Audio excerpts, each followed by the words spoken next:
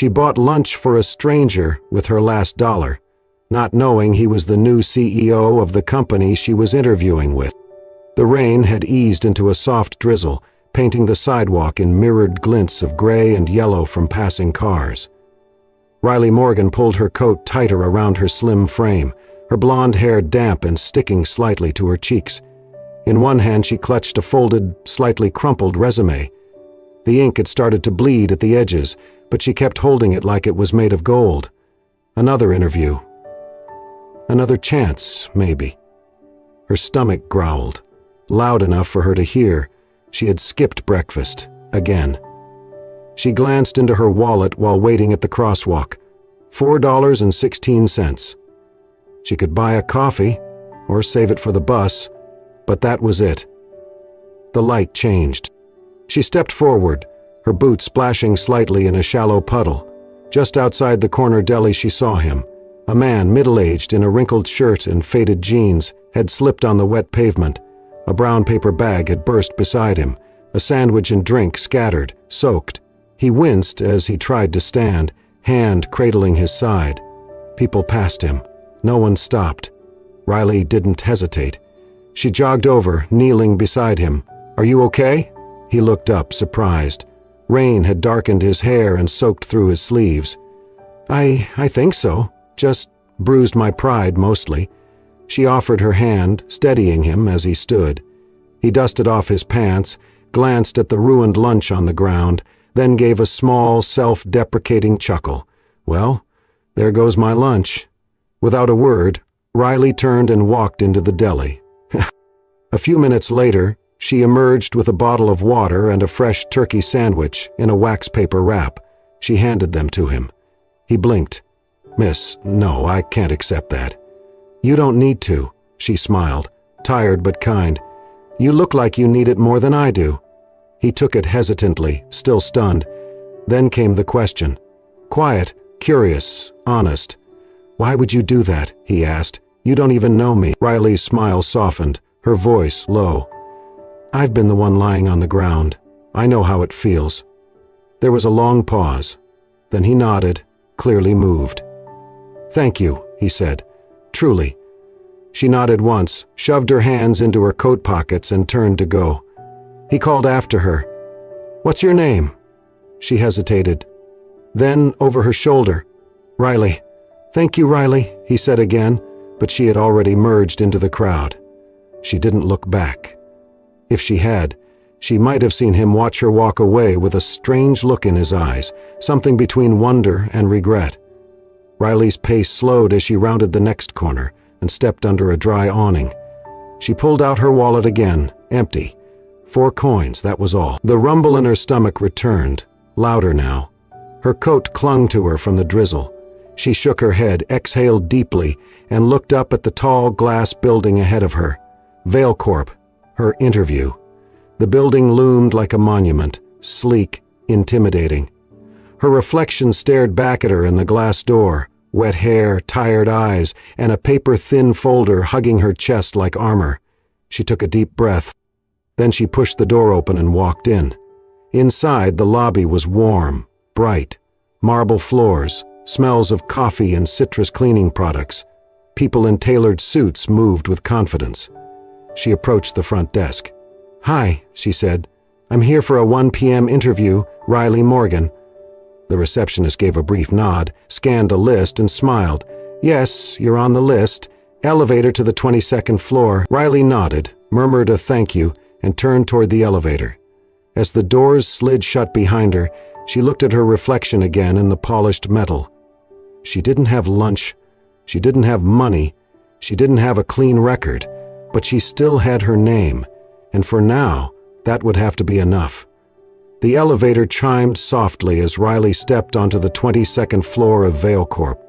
The carpet beneath her worn boots felt too plush, too clean, as if each step she took left behind an invisible shadow of doubt. The receptionist gestured toward a glass-walled waiting area, filled with a few other applicants, sleek, confident, impeccably dressed. Riley smoothed her hair in the reflection of a glass panel, tucking the damp strands behind her ears. She hugged the folder to her chest again as if it could protect her. Across the floor, behind a tinted wall, a figure stood with a tablet in hand, watching. Ethan Vale, CEO. He wore a tailored jacket now, no longer the weathered flannel shirt or scuffed boots from earlier that day. But his eyes hadn't changed. They were still observant, still quietly searching, and he saw her. The same woman who had handed him her last sandwich, eyes heavy with exhaustion, but voice still steady with kindness. She had walked away without asking for anything. Not even his name. He hadn't expected to see her again, not here. For a long moment, he said nothing. Then, slowly, he turned away. He would listen first, learn who she was when she thought no one was watching. Riley sat down in the waiting area. Her fingers toyed with the edge of her resume, worn from the rain and her grip. She glanced at the other candidates, each scrolling confidently on their phones, portfolios gleaming, laughter light. She felt like a smudge on clean glass. A voice called her name. "Riley Morgan?" She stood quickly, following a woman in a dark green suit into a medium-sized conference room. There were 3 people waiting. HR, a department head, and someone from legal. Each one wore a practiced smile. The first 10 minutes of the interview went smoothly.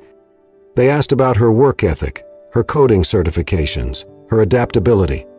Riley answered carefully, honestly. She could feel her confidence rising, like a fragile balloon trying to reach air.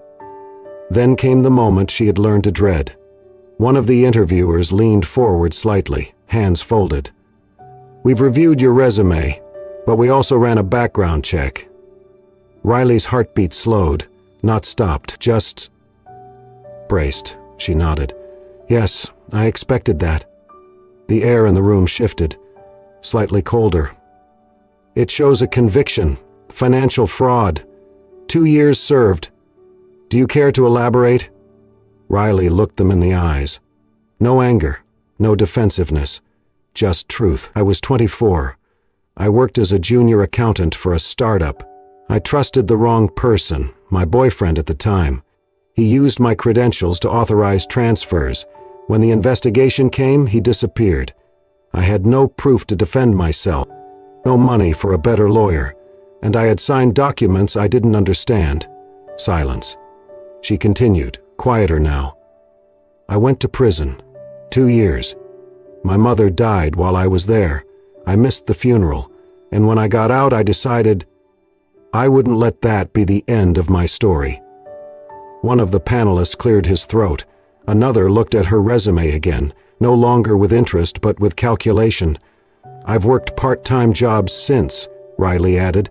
"No one wanted to take a chance. But I didn't stop learning. I've earned 3 new certifications, taught coding to kids at a community center.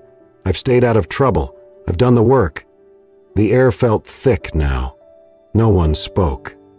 Behind the glass wall, Ethan watched. Every word, every pause. This wasn't just a story. It was a confession wrapped in courage. And she had told it not to gain sympathy, but because she refused to lie. Riley left the room 10 minutes later, shoulders squared. They had thanked her, said they'd be in touch. The words meant nothing. She knew the tone. Outside the building, she stood under the awning again. The rain had stopped. The clouds were beginning to break. She stared at the traffic, wondering if she had enough change for the bus or if she'd be walking home again. Behind her, from the executive floor, Ethan Vale stood with his arms crossed, watching her through the tall windows. He remembered her voice. "I've been the one lying on the ground. I know how it feels." That voice didn't beg. It didn't blame. It had simply helped. Ethan's jaw tightened. He pressed a button on the intercom and said just 2 words. "Hold her file." The conference room felt colder the second time Riley sat inside it. Maybe it was the air conditioning. Maybe it was the shift in tone. She sat straight, her hands folded calmly on the table, even though she could feel her knuckles tightening every time someone glanced at the final page of her file. 3 interviewers remained. Monica from HR, Davis from the tech team, and a senior legal counsel named Barrett. They had started off cordial, friendly even. They complimented her code samples, her community work, her answers about team collaboration and problem solving. "I like how you mapped out the data reconciliation for that nonprofit project," Davis had said. "Clean logic, efficient." Riley had nodded, grateful. But now all eyes had shifted, and so had the energy. Barrett spoke first. "Ms. Morgan, we've reviewed your credentials, and I won't deny they're strong, but there's another matter." Riley nodded, already knowing where this was headed. He tapped the folder. "Your conviction." A pause. Riley inhaled, then looked him directly in the eye. "Yes, I was convicted of financial fraud 3 years ago. I served 2 years." No one moved. Davis flipped his pen between his fingers. Riley continued. Her voice didn't waver. "I didn't do what they said I did. I was naive. I trusted someone I shouldn't have. But the system didn't care about that. I signed things I didn't understand, and when everything collapsed, he disappeared. I stayed, and I paid." Barrett leaned back. "But you were released early. For good behavior," she said. "I spent every day learning, teaching. I left prison with a coding certification and a job waiting tables. I've been clean since. And more than that, I've been present. For my work, for the kids I mentored, for myself." Another pause. "I'm not here to erase my past," she added, more softly now. "I'm here to prove it didn't destroy me." Monica looked down, her fingers playing with the edge of the folder. Davis looked uncertain. Barrett crossed his arms. "We're a high-profile firm. We deal with sensitive data, large clients. It's not just about what you've done, Ms. Morgan. It's about perception, trust." "I understand," Riley said. "I just ask that you judge me by what I've built after the fall, not the moment I fell." The silence returned. It stretched longer this time. Finally, Monica cleared her throat. "Thank you, Riley. We appreciate your transparency and your time." That was the line, the polite dismissal. She stood, nodded once, and collected her things. "Will I be hearing from you?" she asked gently. Barrett answered first. "We'll let you know after we've reviewed all final candidates." Davis didn't meet her eyes. Monica gave a tight smile. "Thank you again." Riley stepped out of the room, her back straight but her shoulders slightly lower than when she walked in. She walked through the lobby of Vailcore, her reflection passing over glass and chrome. Her stomach growled again, but she ignored it. Outside, the drizzle had started again, light, persistent. She didn't open her umbrella. She let the water hit her skin as she walked down the steps, the city swallowing her again. Somewhere behind her, on a higher floor, Ethan Vale had been watching. He didn't say a word, but his jaw tightened. And his decision had already started to form. Ethan sat alone in his office, the city's skyline spread out behind him like a painting of unreachable lights. But his attention stayed on the manila folder in front of him, the one labeled Riley Morgan.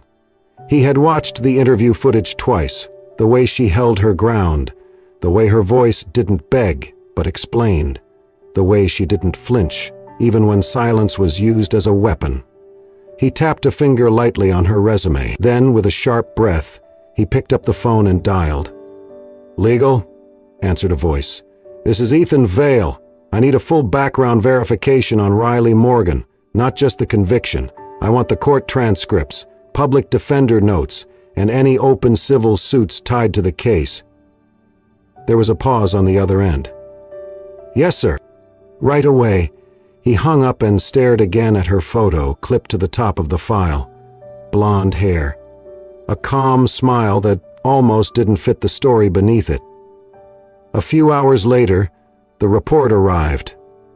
Ethan read every page. And what he found was worse than he expected. The boyfriend, Sean Ramsey, had been under investigation for 3 other financial crimes, all dropped due to lack of evidence. Riley's name had been the only one attached to signed authorizations. Her legal defense had been almost non-existent, no follow-up investigation after her release, and no real attempt to prove her innocence. Until now. Ethan closed the folder, exhaled slowly, and picked up his cell. The voice that answered was older, but strong. "Ethan, everything okay?" "Hey, Dad," Ethan said. "Got a minute? For you? Always." He paused. "Do you remember when you told me business isn't just about profit, it's about the people you build it with?" His father chuckled. "That sounds like me. Why?" Ethan looked at the photo again. "I think I met one of those people, in the rain, holding a sandwich." There was silence on the line, then the gentle hum of curiosity. "Tell me." Ethan did. Not every detail, but enough. When he finished, his father said quietly, "Sounds like it's time to see what kind of leader you really want to be." Ethan nodded. "Yeah, I think it is." The next morning, a meeting request was sent to the hiring committee. Mandatory presence required. The room filled slowly, more murmuring than usual. The atmosphere in the conference room was uncertain, as if the air itself had paused to listen. The hiring committee sat around the polished table, resumes and background checks laid out in neat stacks. But none of the papers felt neat anymore, not after Riley. Barrett from legal cleared his throat, flipping Riley's file closed with a quiet snap. Her answers were strong, no doubt, but the conviction, "We just can't ignore that." Monica from HR looked conflicted. And yet she owned every part of it, didn't deflect, didn't excuse. "That means something, but does it mean enough?" Davis murmured, rubbing the back of his neck. "This is Vale Corp. We cannot afford to risk reputation over compassion." It was then that the door opened.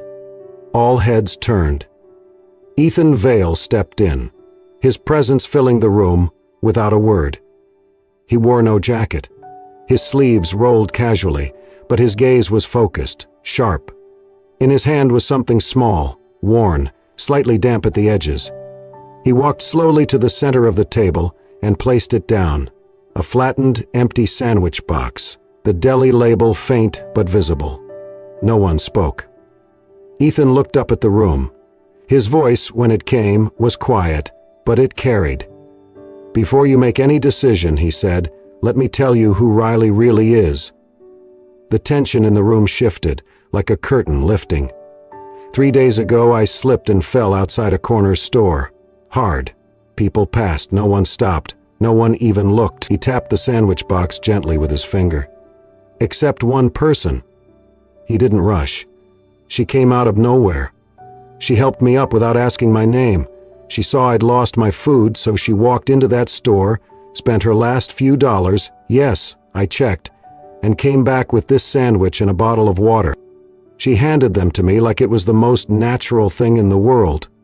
Barrett shifted. "You're saying that was her?" Ethan nodded. "She didn't know I was CEO. She didn't even recognize me. She just saw someone who needed help, and she acted." Monica's eyes widened. Davis blinked. Ethan continued, his voice firmer now.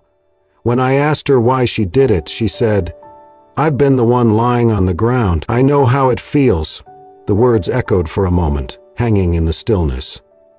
"She didn't try to sell me a story. She didn't ask for anything in return, and she didn't know that act would bring her here. But I did, and I watched her in that interview room. I watched her own her past and carry it with dignity," Barrett interjected, cautious.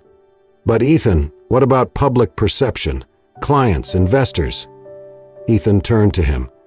"Perception is built on precedent. We set it. We define it. We can be a company that shuts out people with scars, or we can be one that recognizes healing takes courage." He walked to the head of the table and folded his arms. "As of today, I'm launching the Second Chance Initiative, a hiring policy designed to evaluate people based not only on their past, but on what they've done to rise from it." He looked around the table, letting his words land. "Riley Morgan is the first, but not the last." Davis let out a low breath. "You're serious?" Ethan offered a thin smile. "Dead serious. If we can build rockets that land themselves, we can build a company culture that knows how to forgive." He turned toward the door, then paused. "She starts Monday," he said. Make sure she has a desk and a chance." And with that, he walked out, leaving behind the empty sandwich box. But to those still sitting in the room, it felt like he had left something far heavier: a mirror and a choice. On her first day at Vale Corp, Riley stood alone in the elevator, her badge clipped neatly to her jacket, a new notebook tucked under one arm. The elevator dinged softly at each floor. She could feel her nerves curling like smoke under her skin. When the doors opened, a handful of employees glanced up. Some nodded, others barely looked. A few whispered as she passed. By lunchtime, the tension was clear. Whispers at the coffee station, the unspoken distance during team stand-up. She wasn't just the new hire, she was the one with the story. Some looked at her with curiosity, others with discomfort, a few with judgment. She kept her head down, did her work, said thank you more than necessary, laughed only when it felt safe. That afternoon, a small package arrived at her desk.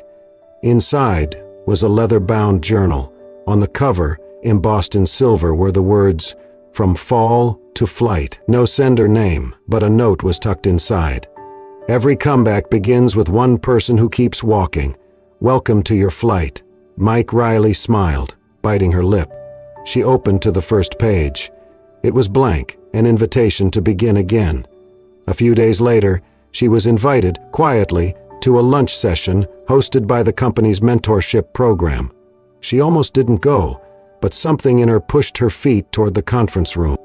To her surprise, the room was bright and casual.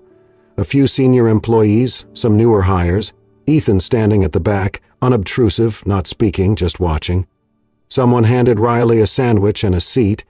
By the end of the session, she had 3 names to contact for help, 1 offer for a coffee chat, and a sticky note that said, "Glad you're here." A week after that, Riley received an unexpected email from Monica, one of Vale Corp's senior HR leads, and someone who had become a quiet champion of hers since her first day. The subject line read, "Internal Culture Session. We'd love for you to speak." Riley read the invitation twice, a workshop on resilience and company culture, her name listed as the keynote speaker. She sat with it for a while. Her fingers hovered over the keyboard to type a polite decline. She had never spoken in front of a large group before, and certainly not about something so personal. But before she could hit send, Ethan stopped by her desk. "You're doing good work," he said simply, his voice low but kind. Then he handed her something small, a folded page from the notebook he had given her months ago. Inside it read, "Your voice is already louder than your past. Use it." That night, Riley said yes. The day of the event, the conference room filled quickly. Employees came early to find a seat, some standing along the walls by the time it began. It wasn't mandatory. It wasn't formal. It was just something people felt they needed to hear. Riley stood alone at the front. No podium, no slides. Just a blank screen behind her and her hands clasped in front of her. She didn't bring notes. She didn't quote statistics or give a rehearsed speech. She told the truth.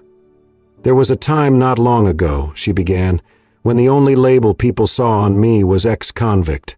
No one asked why or how or who I was before or after." The room stilled.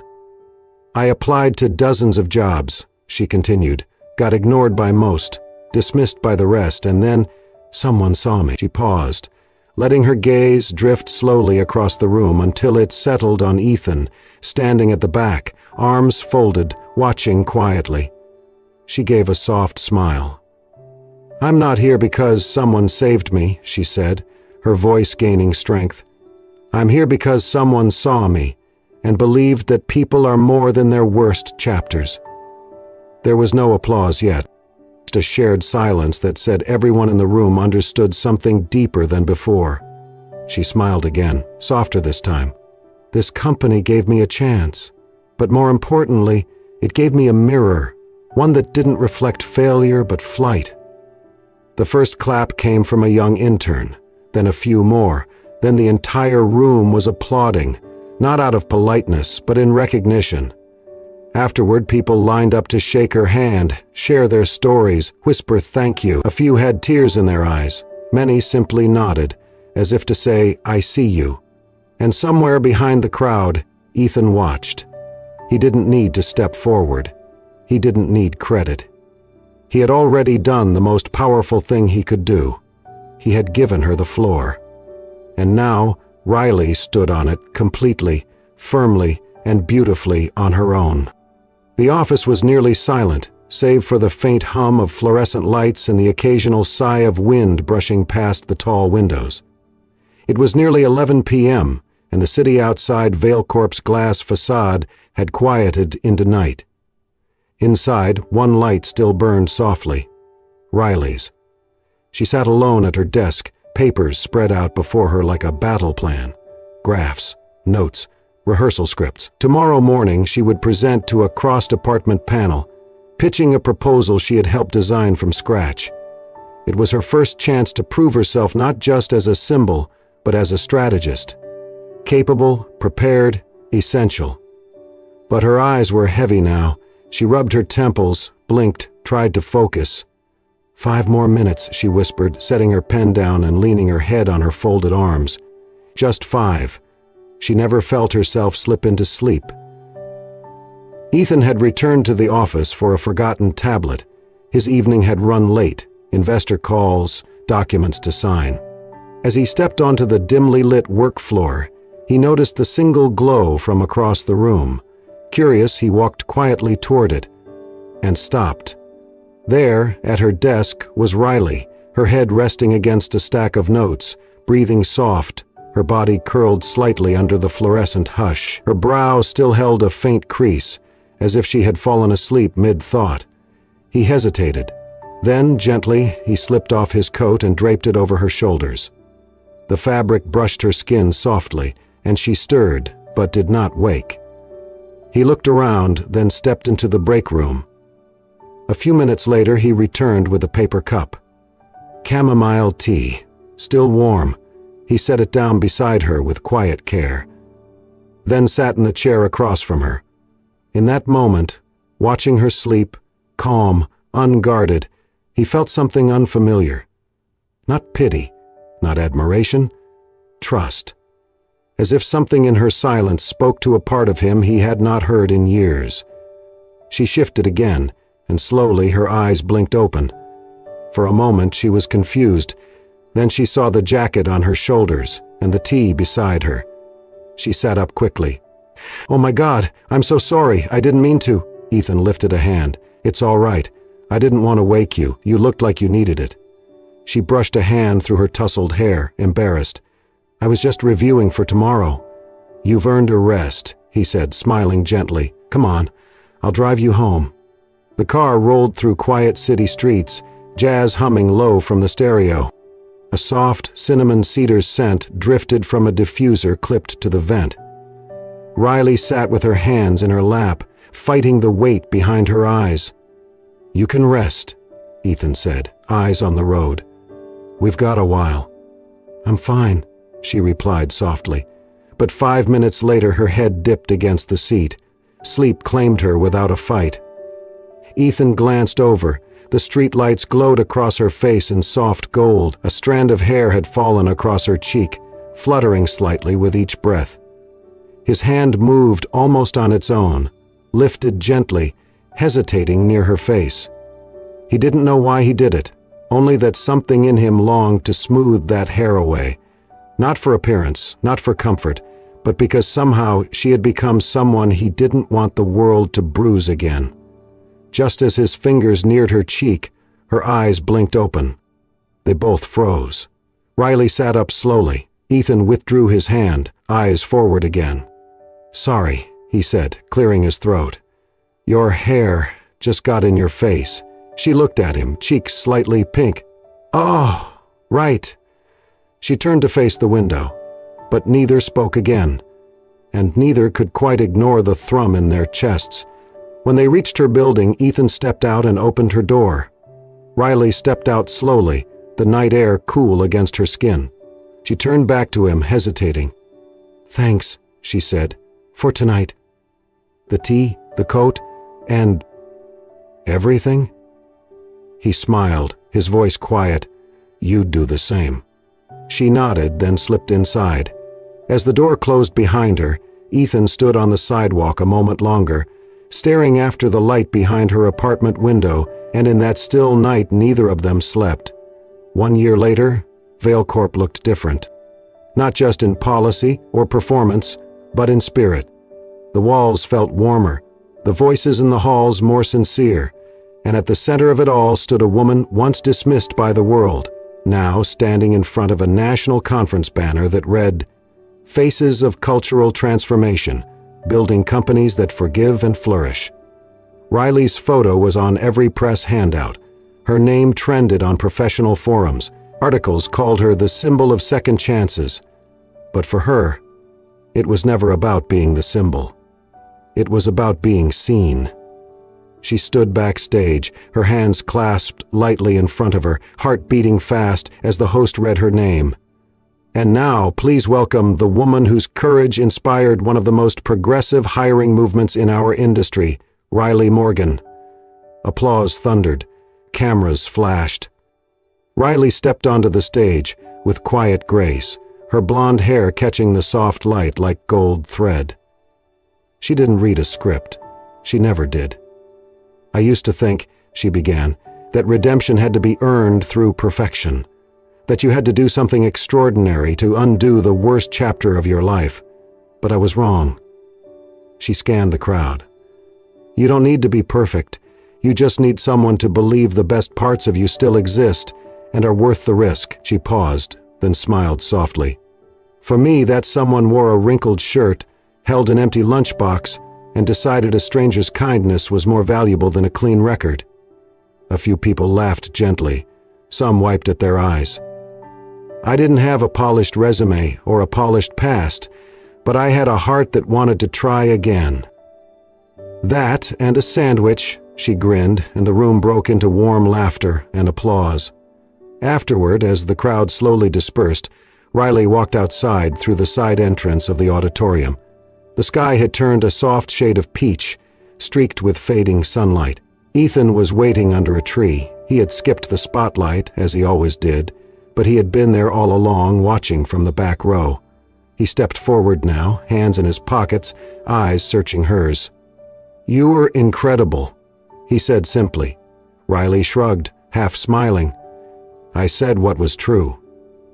They stood there for a moment, the soft breeze brushing past them. Ethan reached into his coat pocket and pulled out something small, folded paper. Familiar. Riley recognized it instantly. It was the note he had left in the journal a year ago. Every comeback begins with one person who keeps walking. She touched it gently, moved. "I've watched you," Ethan said, voice low. "Not just succeed, but lift others with you. Change lives, mine included." Riley blinked, caught off guard by the emotion in his voice. "I never told you," Ethan continued, "but before that day, I was close to walking away.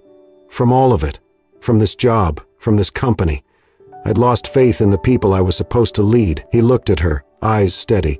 "And then you helped me, when you didn't have to." She smiled through tears. "I didn't have anything that day," she said quietly. "Just a sandwich." Ethan stepped closer. "But I guess," she added with a laugh breaking through, "it was enough." He smiled. Then, with no grand gestures, no dramatic pauses, just a voice filled with certainty, he said, "I've waited to say this for a long time. Riley, I'm in love with you." Her breath caught, and for a moment all the noise, the doubts, the memories of prison bars and cold stares faded. She nodded slowly, voice barely above a whisper. "Me too." They stepped away from the building, hand in hand, walking into the open air. No audience, no cameras, just two people, finally aligned. As they reached the edge of the parking lot, Riley looked up. The last rays of sun filtered through her hair, catching gold at the edges, and beside her, Ethan smiled, not because of the light, but because he knew. That woman had once given him lunch, and now she had given him a reason to believe again. If this story moved your heart, made you believe again in second chances, or simply reminded you that even a small act of kindness can change everything, then you are exactly where you need to be.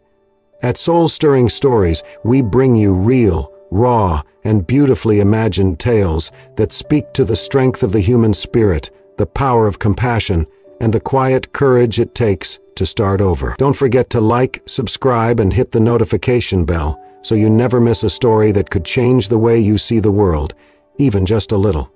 Thank you for watching, and remember, sometimes all it takes is a sandwich and someone who dares to see the good in you. Subscribe now to Soul-Stirring Stories, where healing begins with every story.